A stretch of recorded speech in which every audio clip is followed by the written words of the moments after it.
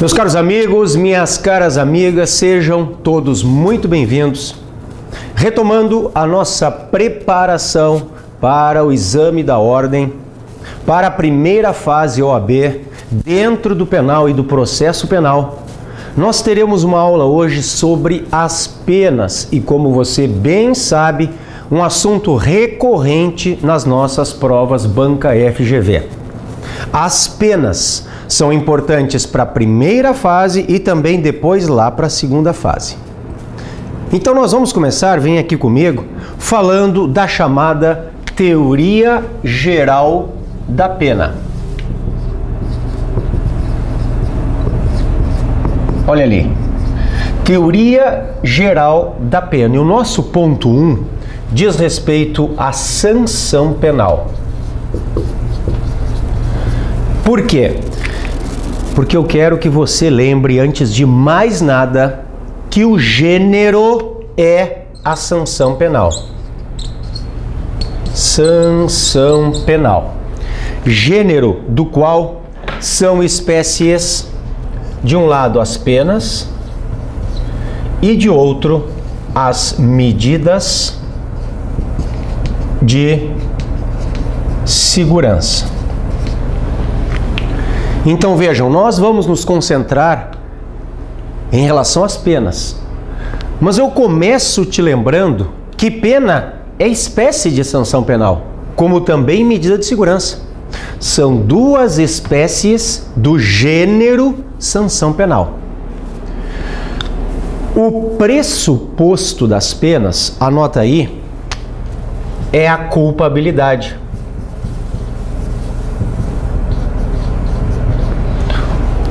Ou seja, nós precisamos de um fato típico e ilícito culpável.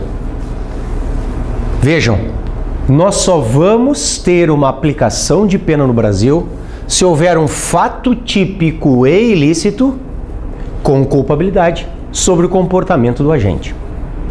Olha a diferença. Porque aqui embaixo, o pressuposto da medida de segurança é a periculosidade. Periculosidade. Ou seja, a imposição de uma medida de segurança pressupõe um fato típico e ilícito, vejam como lá em cima, mas com periculosidade. Olhem a diferença. Aproxime aqui para mim, por favor. Olhem ali. Vejam então que o gênero é a sanção penal. Gênero do qual são espécies as penas e as medidas de segurança. A pena tem como pressuposto a culpabilidade. Portanto, para que haja aplicação de pena, há necessidade de fato típico e ilícito mais culpabilidade. Ali embaixo, as medidas de segurança já têm como pressuposto a periculosidade. Portanto, para que haja aplicação de medida de segurança, nós precisamos de fato típico e ilícito mais periculosidade. Meus amigos, duas palavrinhas a respeito das medidas de segurança antes de nós efetivamente iniciarmos as penas, que é onde nós vamos ficar praticamente a aula inteira. Duas palavrinhas a respeito das medidas de segurança que são muito importantes para a nossa preparação para a ordem aqui. Olhem só. Em primeiro lugar, a questão das espécies. As espécies de medida de segurança que estão, anotem aí, no CP, artigo 96. Artigo 96 do Código Penal. Estão as duas espécies de medidas de segurança. Vamos ali? A internação e o tratamento ambulatorial. Pode colocar na tela. Olhem lá, meus amigos, estamos com o Código Penal na tela. Eu vou para o 96. Ó, cheguei. Das medidas de segurança. Diz assim: espécies de medidas de segurança. As medidas de segurança são, diz o artigo 96, 1. Internação em hospital de custódia e tratamento psiquiátrico ou a falta em outro estabelecimento adequado. Então, a primeira medida de segurança se chama internação. 2. Sujeição a tratamento ambulatorial. A segunda se chama tratamento ambulatorial. Então vejam, são duas as espécies de medidas de segurança: a internação e o tratamento ambulatorial. E a segunda observação que eu te trago, pode vir aqui comigo, diz respeito aos prazos. Prazos. CP Artigo 97, parágrafo 1º. Os prazos mínimo e máximo para aplicação de uma medida de segurança. Isto é muito interessante. Por quê? Porque o CP, no artigo 97, parágrafo 1º, só traz prazo mínimo. Eu vou te mostrar.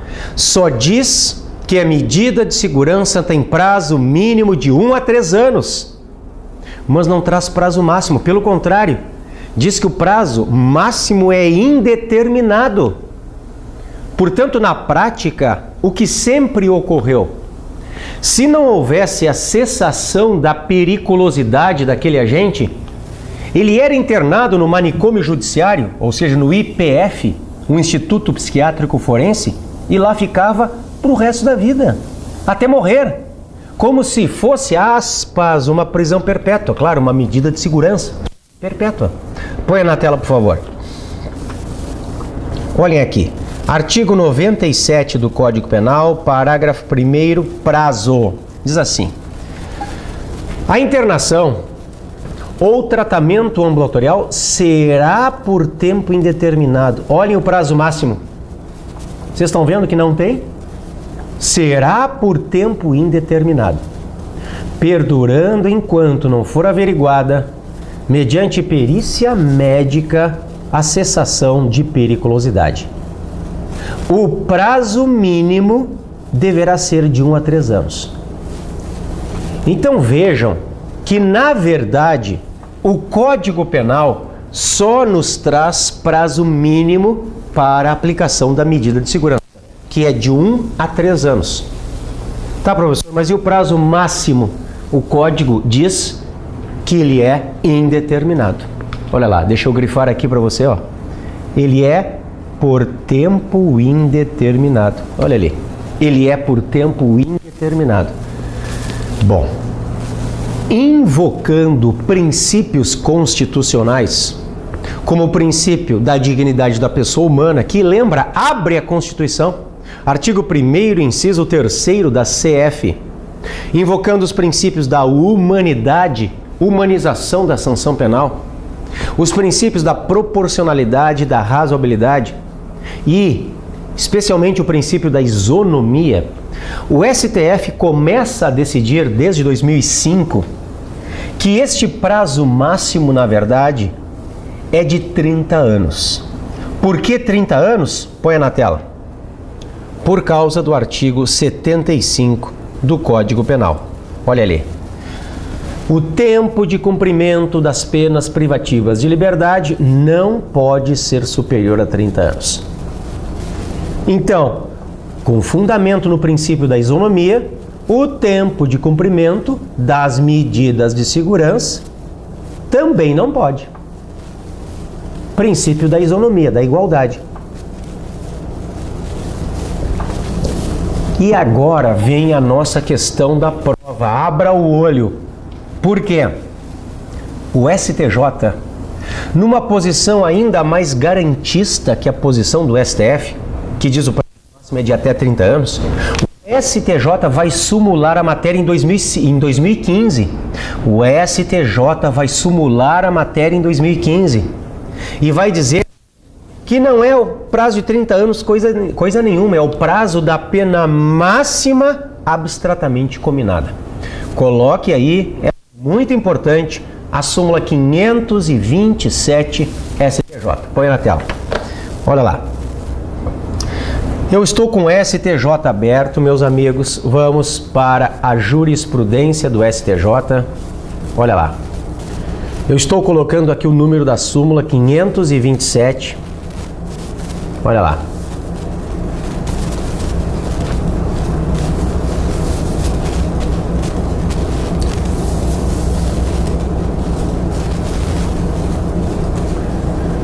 (527) do STJ.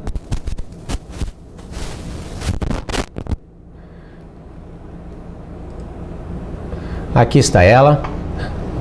Os senhores observem uma súmula que é, olha lá, de maio de 2015, a súmula 527, que diz assim: o tempo de duração da medida de segurança não deve ultrapassar o limite máximo da pena abstratamente cominada ao delito praticado.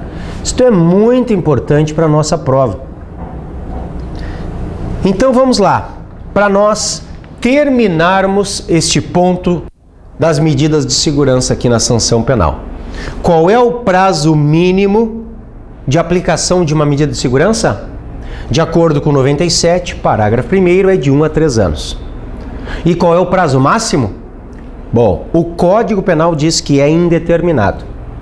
A jurisprudência do STF diz até 30 anos, com fundamento em uma isonomia com o artigo, em uma igualdade com o artigo 75 do Código Penal.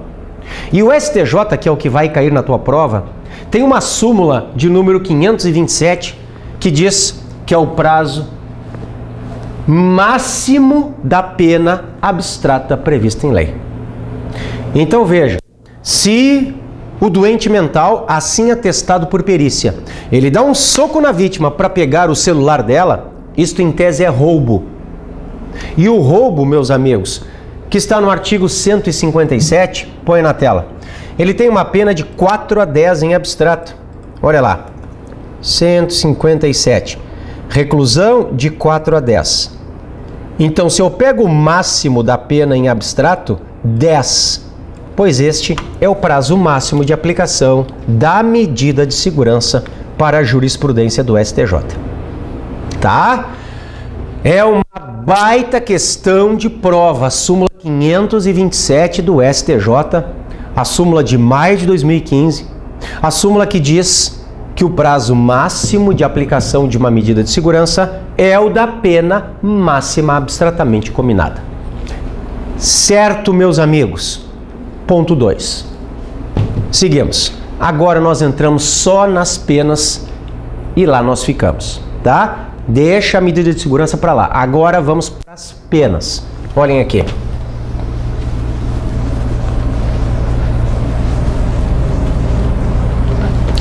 Eu começo, ponto 2, te falando sobre a classificação das penas.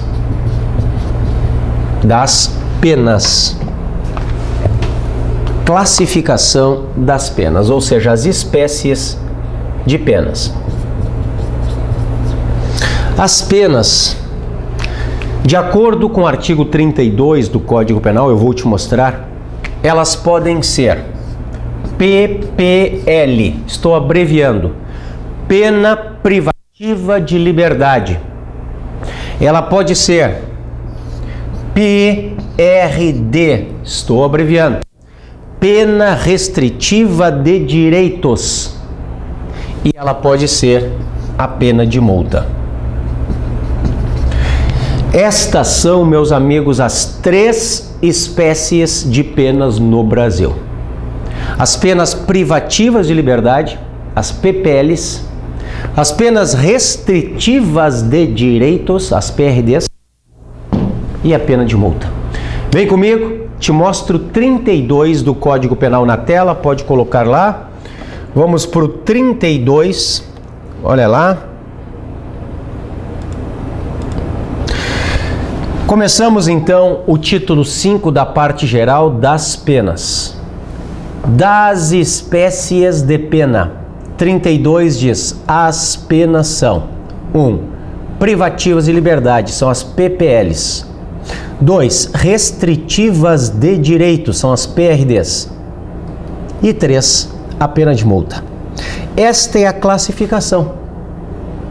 E veja, o nosso trabalho a partir de agora, até o fim da aula de hoje, é falar sobre os principais tópicos das PPLs, depois das PRDs, e vamos terminar falando da multa. Este é o nosso objetivo na nossa aula de hoje. Vamos começar pelo inciso 1. Vamos começar pelas PPLs, vem aqui comigo, será o nosso ponto 3. Olhem aqui. Vamos começar, será o nosso ponto 3. As penas privativas de liberdade. Penas privativas de liberdade, as PPLs. Eu vou começar te falando sobre as espécies de PPL. Vejam, não mais as espécies de penas lato sensu. Agora, estrito sensu, dentro das PPLs, as espécies de PPL, de pena privativa de liberdade. São 3. A reclusão, a detenção e a prisão simples. Reclusão, detenção e prisão simples. E como eu vou te mostrar, a lei de introdução ao Código Penal, a chamada LICP, ela nos diz que os crimes são punidos ou, vamos colocar assim, com reclusão ou com detenção. E as contravenções penais com prisão simples. Olha lá. Os crimes são punidos ou com reclusão ou com detenção, e as contravenções são punidas com prisão simples. Isto está, meus caros, na LICP, Lei de Introdução do Código Penal, no seu artigo 1º. Vamos ver? Vamos para a tela. Olhem aqui. Abri uma janelinha nova e coloquei LICP, a Lei de Introdução do Código Penal, a chamada LICP. Olhem aqui, meus caros.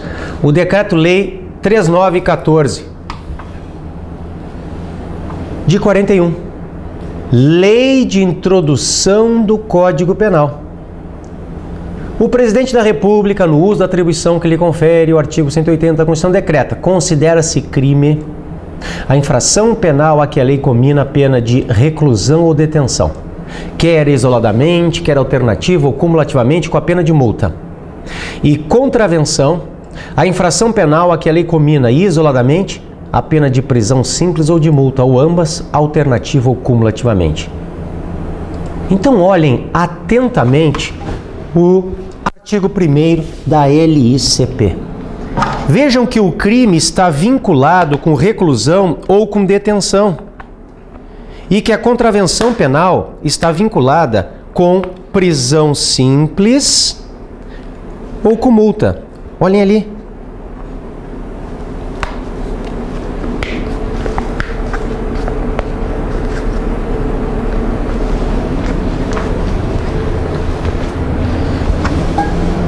Meus amigos, crime vinculado à reclusão ou detenção. Contravenção vinculada à prisão simples ou multa. Então é exatamente, volta aqui comigo, o que eu coloquei para você aqui no quadro.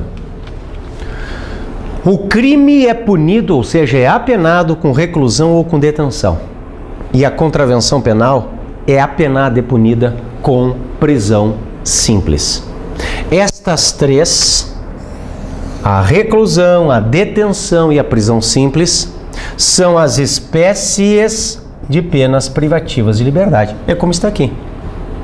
As três espécies de PPL: reclusão, detenção e prisão simples.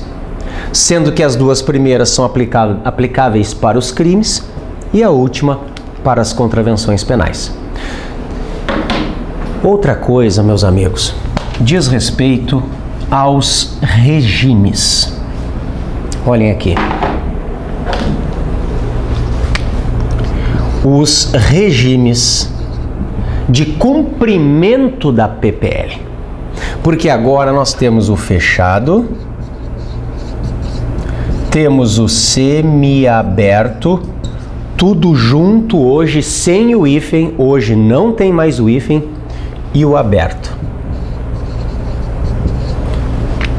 Então nós temos, vejam, três espécies de penas e três espécies de regimes: fechado, semiaberto e aberto. Vamos para o 33 e vejam o que diz o Código Penal a respeito disso. Vem aqui. Ó, volto para o Código Penal. 33 diz assim: cuidem das penas privativas de liberdade. Reclusão e detenção. Claro. Por quê?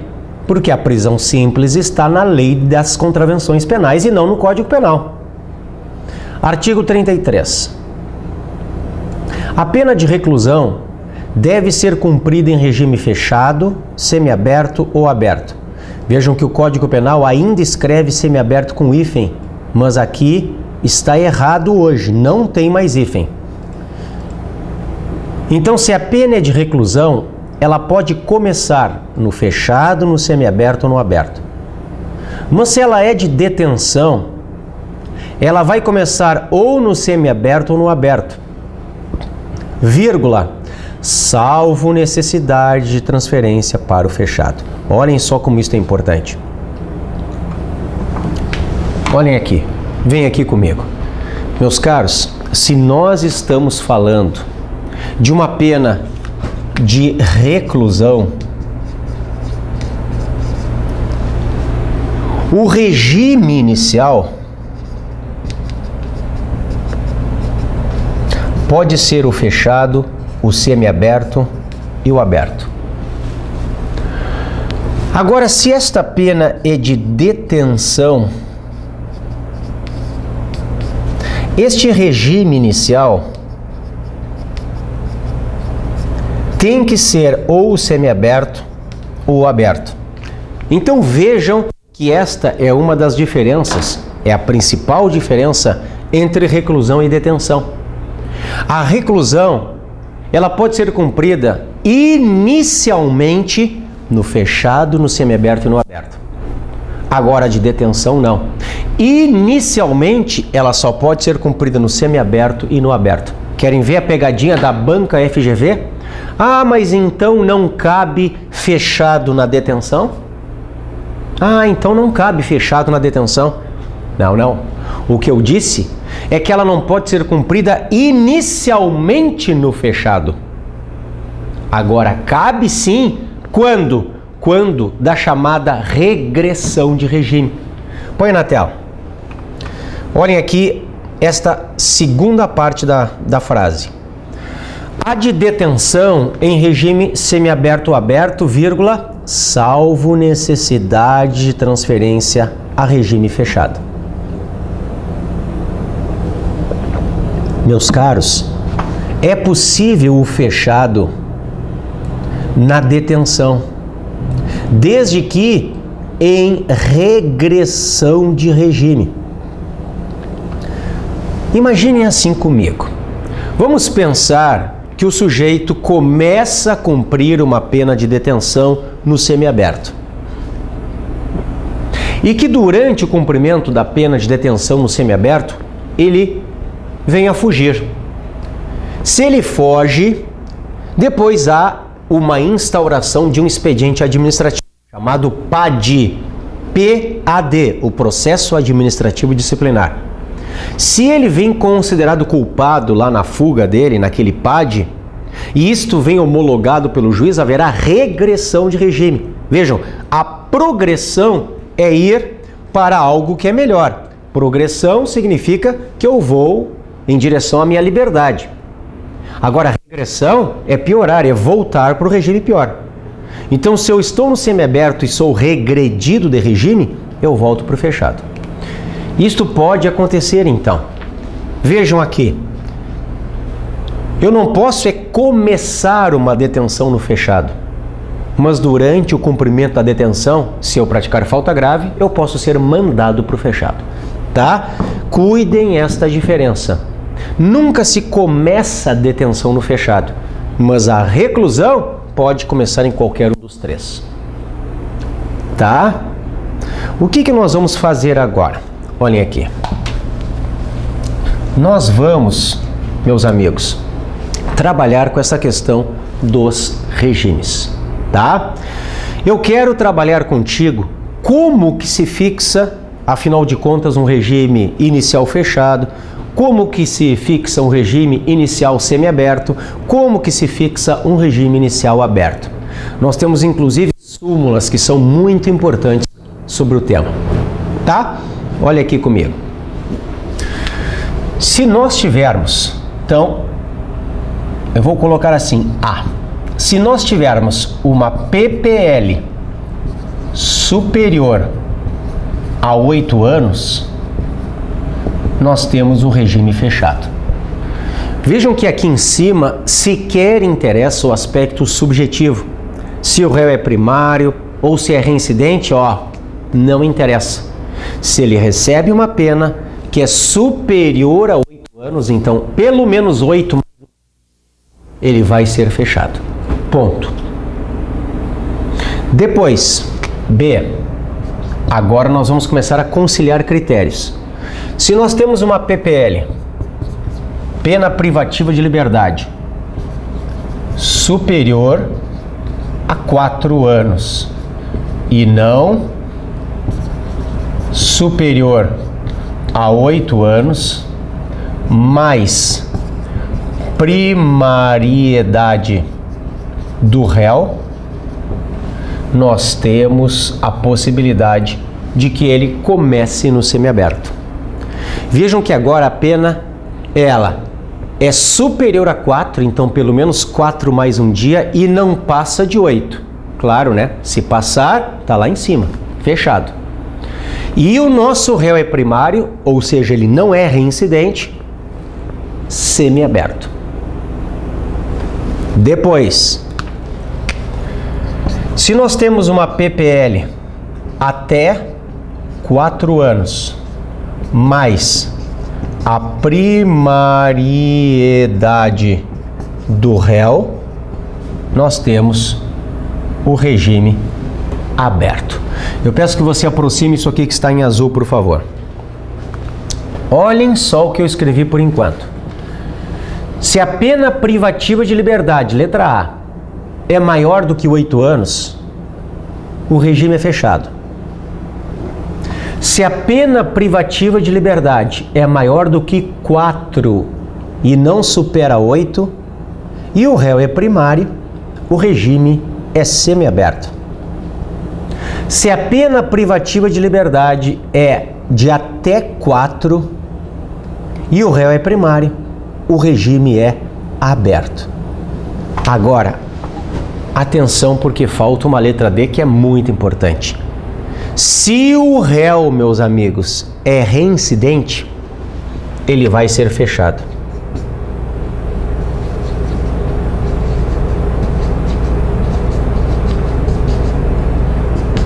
Se o réu é reincidente, ele vai ser fechado.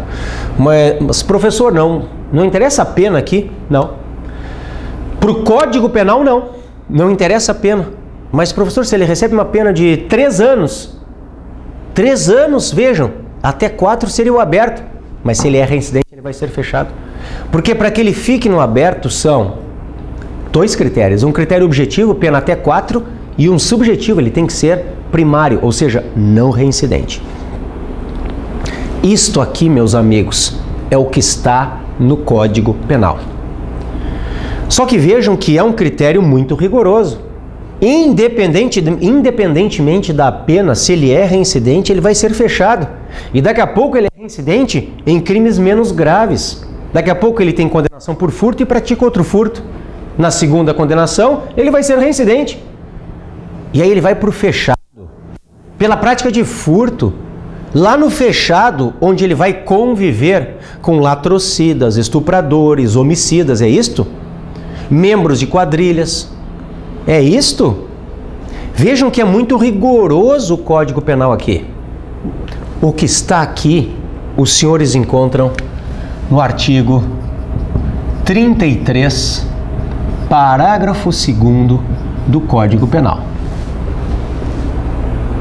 E por ser muito rigorosa esta regra do Código Penal, o STJ, e eu vou colocar como observação, ele vai baixar uma súmula para amenizar isto aqui. É a súmula 269 STJ, que é uma súmula que cai direto nas nossas provas OAB, porque ela é boa para o seu cliente. Portanto, você tem que invocar a súmula 269 STJ. Olha aqui comigo. Vamos para a tela. Abri o STJ de novo. 269.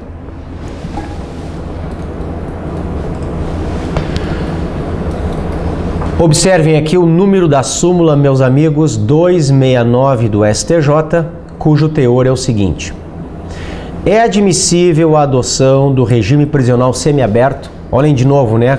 A época ainda se escrevia com hífen, hoje não mais. Aos reincidentes condenados a pena igual ou inferior a 4 anos, se favoráveis às circunstâncias judiciais. Então vamos por partes. Eu tenho condenado que é reincidente. Se ele é reincidente, vem aqui comigo um pouquinho.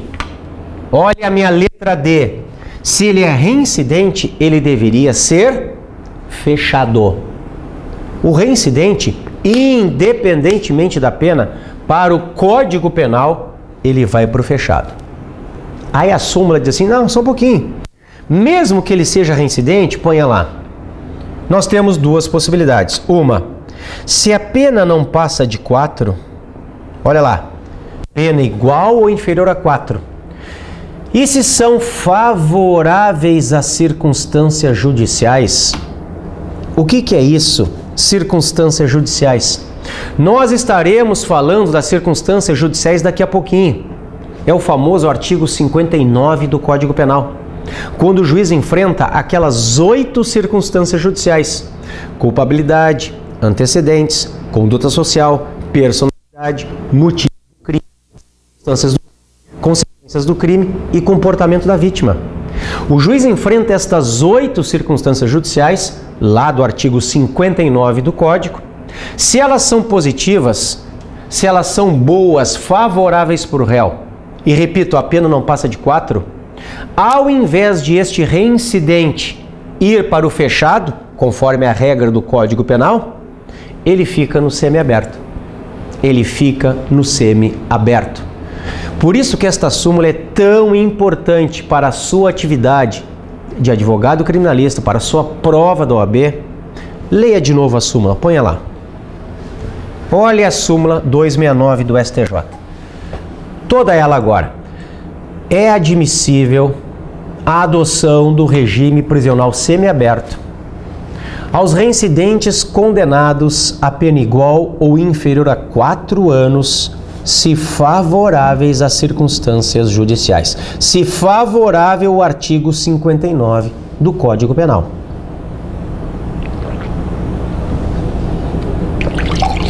Ok, meus amigos.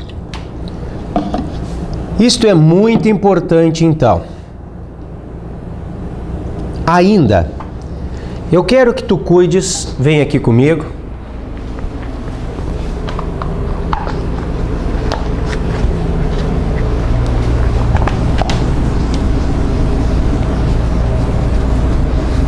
a questão dos hediondos e equiparados. Olhem só.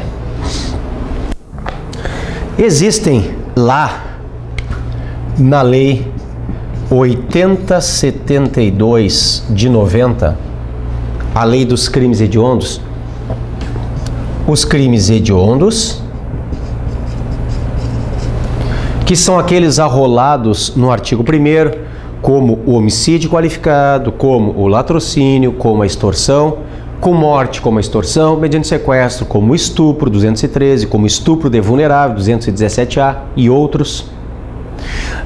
E nós temos também os equiparados, que, como eu já te coloquei em sala de aula, eles são apenas equiparados aos hediondos para consequências legais, que são os 3 T's: tortura, tráfico e terrorismo. Estes são os equiparados: tortura, tráfico e terrorismo. Ó, pode aproximar aqui. Vejam então, nós temos de um lado os hediondos e de outro os equiparados, assemelhados, afinados, afins aos hediondos, que são os 3 T's: tortura, tráfico e terrorismo. Meus caros, a lei dos crimes hediondos, eu vou te mostrar no seu artigo 2º, parágrafo 1º, ela diz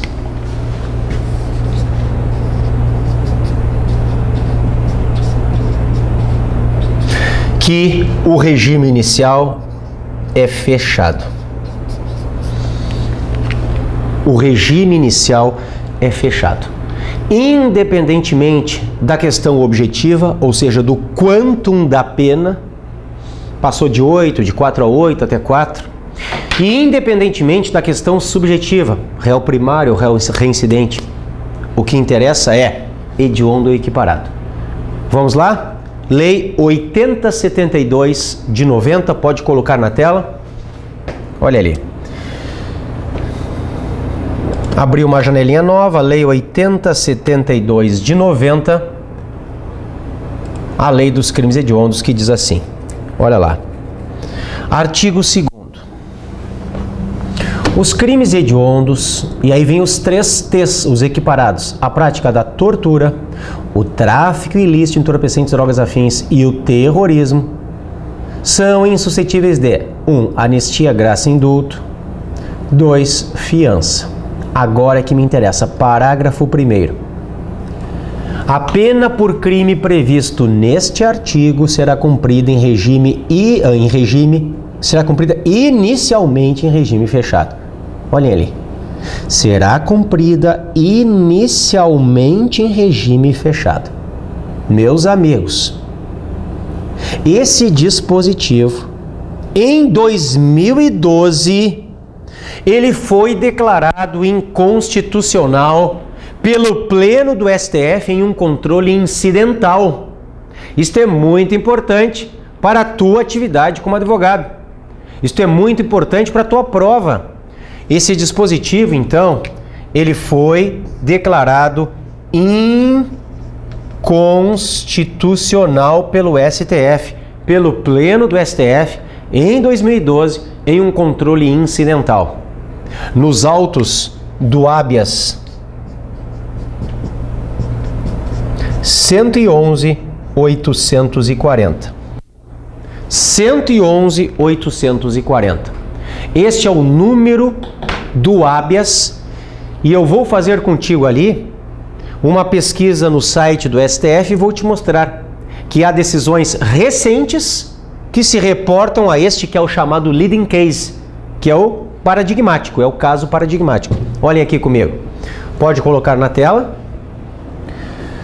Abri o site do STF, coloquei 111.840, olha ali. Os senhores verão que haverá decisões recentes que vão fazer menção ao habeas. Olha ele aqui, ó.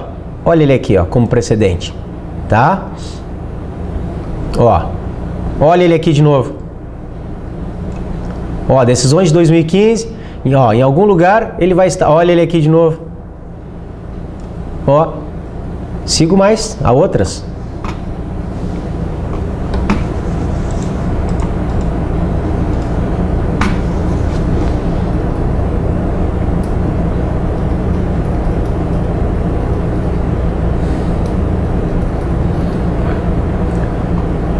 Olha ele aqui. Vejam, a decisão é de 2012, mas ele acaba sendo referência para julgamentos mais recentes. Olhem aqui. Olha ele aqui. 111.840. Este é o leading case. Ok, meus caros? Olha ele aqui. 111.840.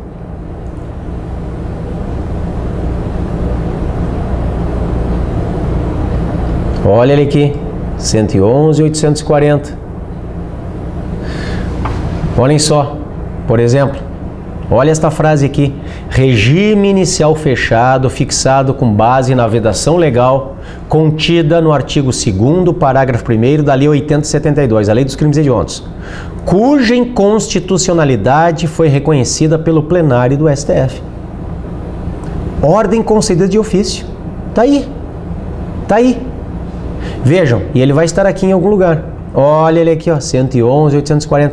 Então ele vem citado em decisões mais recentes. Olha lá, essa aqui, por exemplo, é de 2015. Tá? O que eu quero é que você lembre que o pleno do STF disse que é inconstitucional, disse isso em controle difuso, é inconstitucional o artigo 2º, parágrafo 1º da Lei dos Crimes Hediondos. Tá bem, meus amigos? Outra questão que nós temos que ver, pode vir aqui comigo, diz respeito à chamada progressão de regime. Isto é muito importante, é uma questão recorrente nas nossas provas da OAB. Olhem só.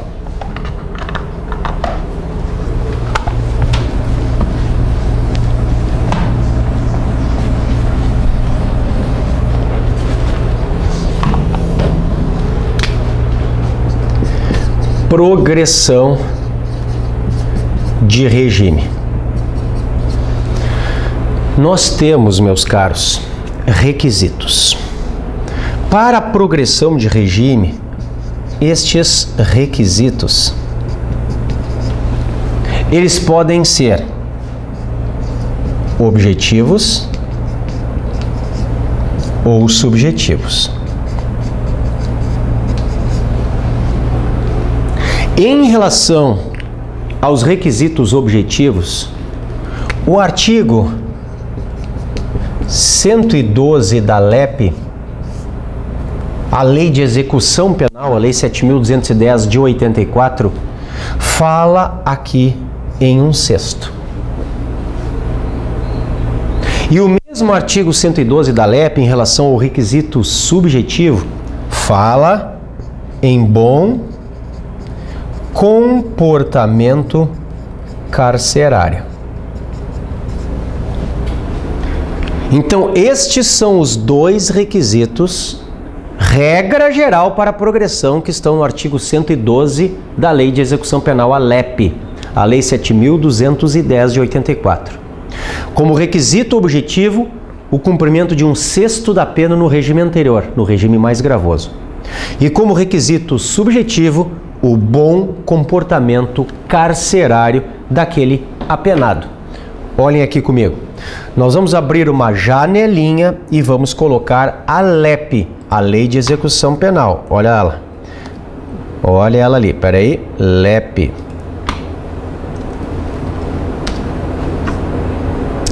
A Lei 7.210 de 84, a chamada Lei de Execução Penal.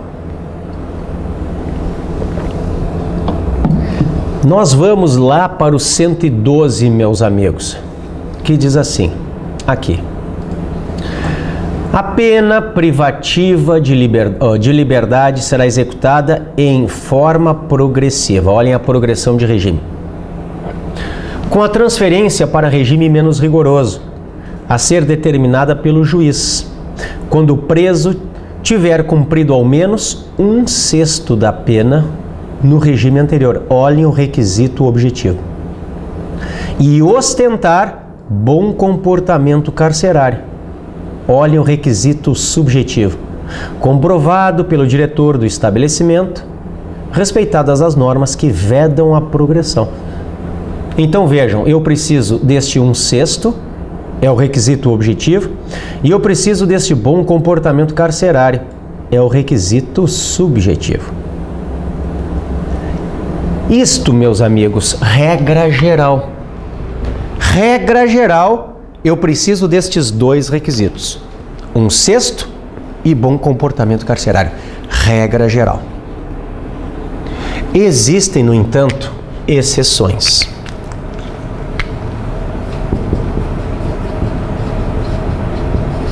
Existem exceções.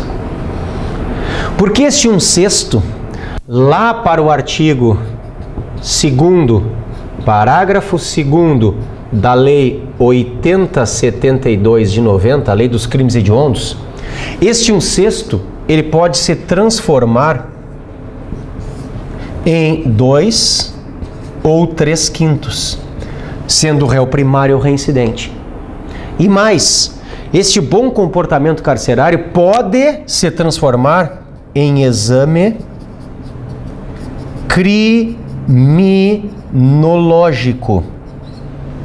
Pode, eu disse, é uma faculdade do juiz dentro do caso concreto, conforme súmulas 439 STJ e também vinculante 26 STF. Preciso que você aproxime aqui agora, por favor. Olha ali. Então, em azul, vejam, regra geral, há dois requisitos para a progressão de regime. Um objetivo de 1/6 e um subjetivo de bom comportamento carcerário. Mas a Lei dos Crimes Hediondos, artigo 2º, parágrafo 2º da Lei 8072 de 90, transforma este 1/6 em 2 ou 3/5, conforme o caso, 2/5 para o agente primário e 3/5 para o agente reincidente. Vamos para a Lei 8072 e eu te mostro o que diz o artigo 2º, parágrafo 2º, pode colocar na tela. Olha ali. Artigo 2º, parágrafo 2º. A progressão de regime, no caso dos condenados aos crimes previstos neste artigo, dar-se-á após o cumprimento de 2/5 da pena, se o apenado for primário, e de 3/5 se ele for reincidente. Meus caros, este dispositivo, parágrafo 2º, tem redação dada pela Lei 11.464 de 2007. E aí vem a pergunta, vem aqui comigo. O que é melhor para o réu? O que é melhor para o teu cliente? Progredir cumprindo 1/6 ou progredir cumprindo 2 ou 3/5? Barbadinha, né? É claro que 1/6 é mais benéfico do que 2 ou 3/5. Portanto, a lei que cria esses 2 ou 3/5 é uma lex gravior. Aquela lei, ponha na tela de novo, aquela lei que eu grifei aqui, a 11.464 de 2007, é uma lex gravior. É por isso que o STJ vai sumular a matéria no seguinte sentido. Você vai anotar aí a súmula 471 do STJ. 471 do STJ. Olhem como ela é importante. Está na tela a súmula 471 do STJ que diz: os condenados por crimes hediondos ou assemelhados, olhem os 3 T's aqui nos assemelhados, cometidos antes da vigência da 11.464 de 2007. Por que 11.464? Voltei para a Lei dos Crimes Hediondos. Porque é ela que cria os 2 ou 3/5. Ela é uma lex gravior. Sujeitam-se, continua a súmula 471, ao disposto no artigo 112 da LEP para a progressão. Olha lá, o 112 fala em 1/6. Então olhem a pegadinha de prova, olhem que questão maravilhosa para cair na nossa prova OAB. Olhem só. Existe alguma possibilidade de um crime hediondo ou de um crime equiparado a hediondo progredir com um sexto? E não com 2 ou 3/5? Progredir com 1/6? Claro que sim. Quando? Quando eles forem praticados antes da vigência da 11.464. Porque a 11.464 que dá aquela redação ao artigo 2º, parágrafo 2º da Lei dos Crimes Hediondos. E ela, por ser uma lei pior para o réu, uma chamada lex gravior, ela não pode retroagir. Então, se o crime hediondo e equiparado for praticado antes dela, diz a súmula 471 do STJ, nós vamos progredir, mesmo que seja hediondo ou equiparado, com 1/6. Esses 2 ou 3/5, conforme o caso, só cabem para os crimes hediondos ou equiparados praticados após a vigência da Lei 11.464, que é de 2007. Tá, meus amigos? Outra exceção diz respeito ao requisito subjetivo. Porque este atestado de bom comportamento carcerário, por vezes, pode, é uma faculdade do juiz, ser substituído pelo chamado exame criminológico. Vou te mostrar a súmula 439 do STJ e depois a vinculante 26 do STF. Olhem aqui comigo. STJ 439.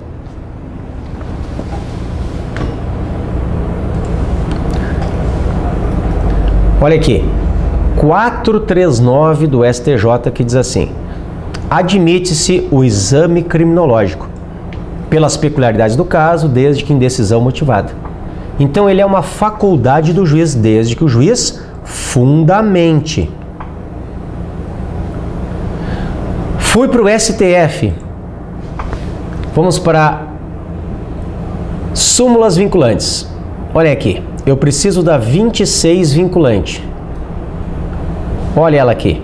Diz assim: para efeito de progressão de regime no cumprimento de pena por crime hediondo ou equiparado, o juízo da execução observará a inconstitucionalidade do artigo 2º da Lei 8072 de 90, sem prejuízo de avaliar se o condenado preenche ou não os requisitos objetivos e subjetivos do benefício.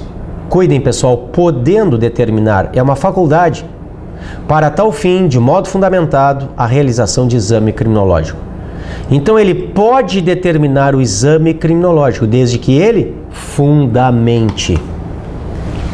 Volta aqui comigo, por favor. Então vejam, tanto o requisito objetivo de 1/6 pode sofrer exceção com os 2 ou 3/5, quanto o requisito subjetivo de bom comportamento carcerário pode sofrer exceção com o exame criminológico. Tá? E, por fim, para eu acabar este primeiro bloco de 3 blocos da nossa aula de hoje sobre as penas, eu quero que você cuide a questão da chamada progressão provisória. Com a súmula 716 do STF, a chamada progressão provisória.